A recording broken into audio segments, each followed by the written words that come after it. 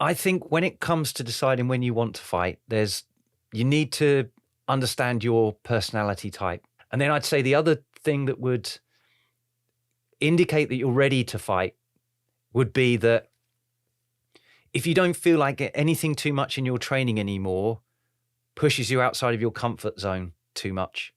Fighters, welcome back to another episode of Heatrick Muay Thai Performance. If you're more of that, in the 16 personalities test, we've got that assertive and turbulent trait, which would on the big 5 personalities would be like the neuroticism scale. And if you're a little bit more turbulent, then you're more likely to be putting things off and just thinking it needs to be more perfect before I feel like I can fight, rather than actually accepting that it's never going to be perfect. And is it good enough to meet the threshold that I can go and have a good go?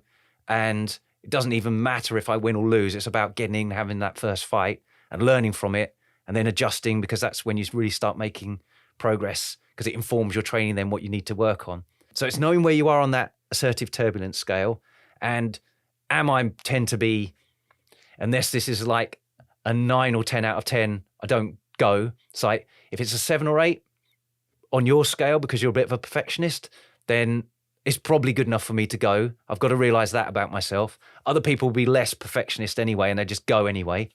So it's understanding that. And then I'd say the other thing that would indicate that you're ready to fight would be that if you don't feel like anything too much in your training anymore pushes you outside of your comfort zone too much. It's always like your growth happens when you feel like you're pushed a little bit beyond what you can currently cope with. And at a certain stage there, initially you roll up in the gym and it's like, oh, the whole situation's stressful. This is difficult. Then it's like, oh, now I'm getting harder pad rounds. That's kind of stressful. Then you're kind of coping with that. You do a bit of sparring and that seems stressful.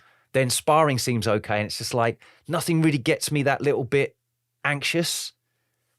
For me, once you're feeling like I don't really get too anxious with anything, that's when fighting at the right kind of level is the bit that will now take you into that growth stage again.